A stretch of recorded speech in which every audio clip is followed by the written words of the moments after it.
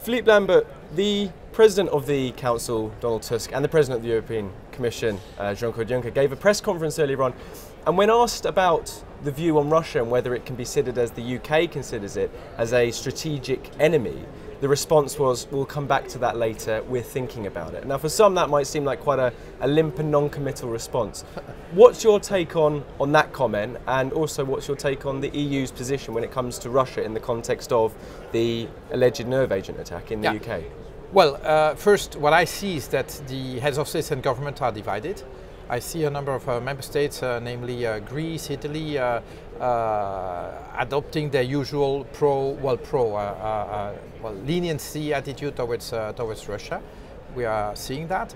Why is that? Why are they lenient? What's their interest there? Well, on the Greek side, there's of course a long-lasting relationship. Look at the Orthodox Church. There's a long-lasting relationship between China and There's a long-lasting relationship between Russia and Greece that makes that there's a national, well, how should I say, pro-Russian orientation from Greece. But then again, there's energy dependency, and that explains a lot about also the Italian attitude. Well, the more energy dependent you are from Russian supplies, don't forget that Russia is the #1 supplier of coal, gas and oil to the European Union, and that creates, of course, dependency that makes it difficult for you to look Russia in the eye and say, well, I don't like what you're doing. So talking in real politics terms, whilst it might be nice for the EU to be able to confront Russia, in reality, it's not going to happen. The EU's hands are tied. It's very difficult because the EU decided to be dependent from Russia. I mean, that is also a reason why the energy transition is so important, because, well, if we could move faster towards energy independence through renewables, well, you know, that 30% of gas, oil and coal that we import from Russia might become much less of a leverage that Moscow has upon us, and that's urgent. But at the moment we are where we are, and therefore I would say that Putin has a good day. What should Theresa May then expect from this dinner? So they're currently the leaders at EU28 are sitting around discussing, predominantly today it's reported, Russia. Yeah. What's going to be the outcome? What I would go for is maybe not as extreme a statement as the Prime Minister's statement declaring Russia as a strategic enemy. That is going too far. I would rather say something to the extent of, well, at the moment everything points to Moscow as the culprit of these nerve agent attacks in the United Kingdom. If we come to the conclusion that that is the case, there will be serious consequences, without being more specific at this stage.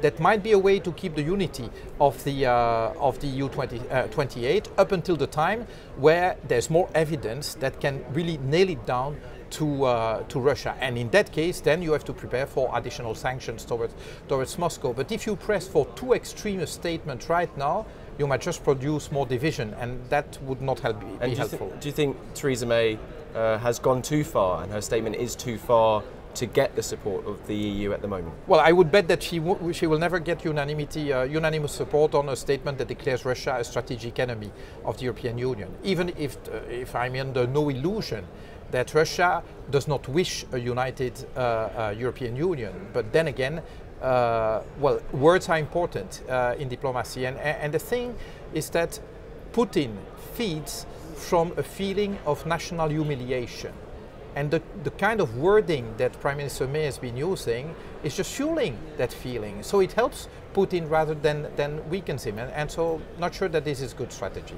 Do you think that if it was another EU member state, perhaps one which wasn't leaving the EU and had gone in the process of going through this difficult divorce, the EU27, remaining 27, might have been more strong in terms of coming to the support of that member state? I wouldn't speculate on that. No, I'm not sure, but that's pure speculation. Let's talk about the Brexit deal, because that's obviously the second element Theresa May's come here for, specifically in terms of the idea that nothing is agreed until everything is agreed. That's something which is in the Council resolution paper, which is due to be adopted at this Council. For you, what does that actually mean? Well, that means that unless we have an agreement specifically on Ireland, there won't be a withdrawal agreement. And so the good news is that in a letter, the Prime Minister May declared that indeed the fallback option of keeping Northern Ireland for all intents and purposes as part of the single market and customs union must be in the withdrawal agreement. So she conceded that. Now, we have of course to discuss the wording of that, but so she conceded that yes, the withdrawal agreement will have such provisions. If that is the case, then there will be a deal. And I think that's what we need. What about, you mentioned their island, what about Gibraltar? Now, Spain has a veto, of course, on the entire deal, just like every other EU member state. And Gibraltar is mentioned specifically in the Council resolution, reiterating that nothing is agreed until everything is agreed, and is specifically commenting on the remaining withdrawal issues as well as issues related to the territorial application of the withdrawal agreement. Yeah.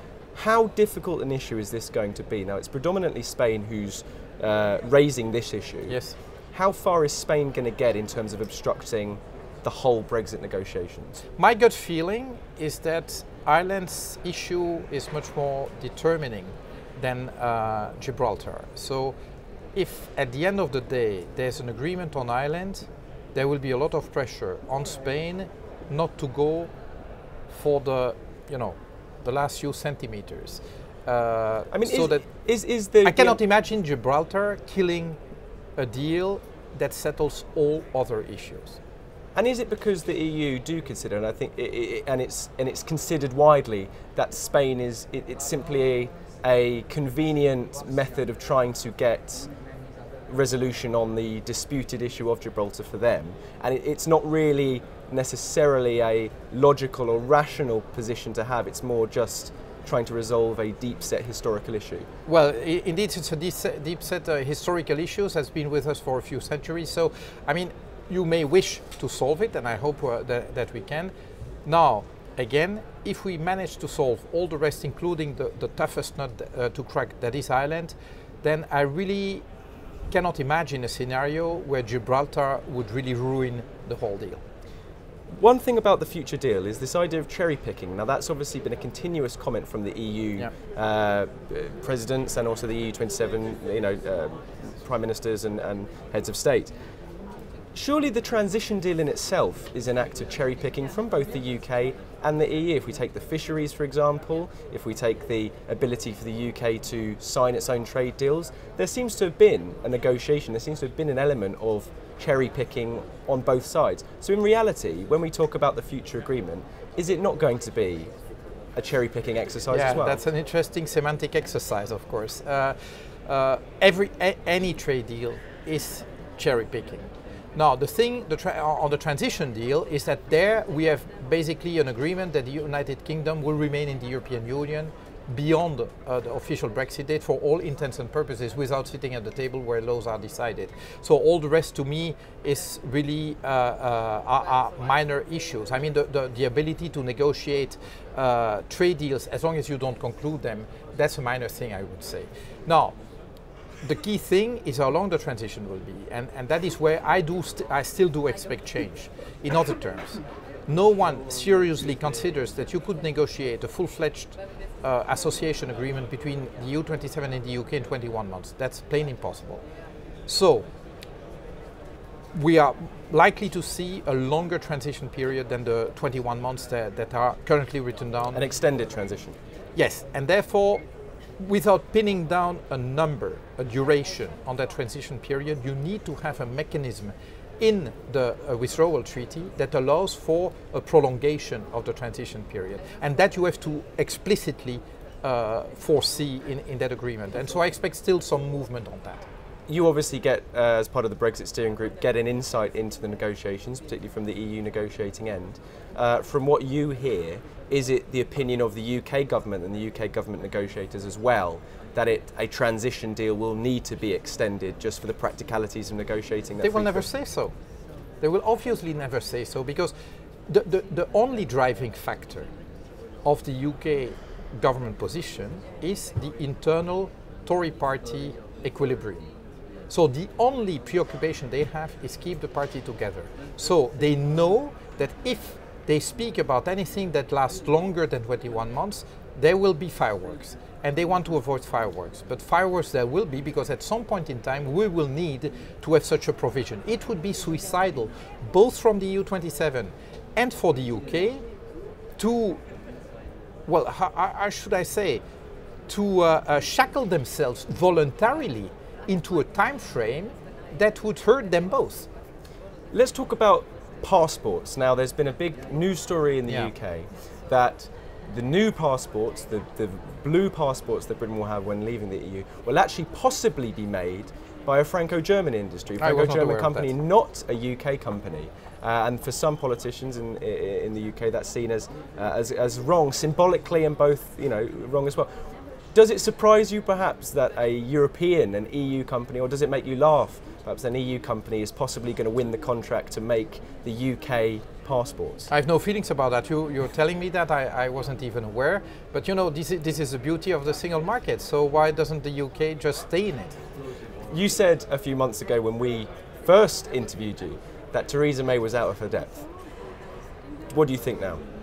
I'm still of the same opinion. I mean, how can you govern a country with having just one preoccupation in your mind, the unity of your own party? I would expect a prime minister to put country before party, and that's not what I'm seeing. Now, the good news is that, well, the good news, she's not the worst offender on that count, but frankly speaking, if she wants to do the right thing for the United Kingdom, well, probably she should look beyond the borders of her own party. And when you say she's not the worst offender, is that in comparison to Boris Johnson, for instance? I mean, but of course, that is, I have a very high opinion of the United Kingdom, and I've been impressed by many British politicians in Europe, and this is why I deplore the fact that the country is leaving, because the input of the United Kingdom has been huge in terms of European policy making. But now, every now and then, you have a few clowns around, and of course Nigel Farage or Boris Johnson are of that sort, and I deplore that, because there's so many bright British politicians that we actually need in Brussels. So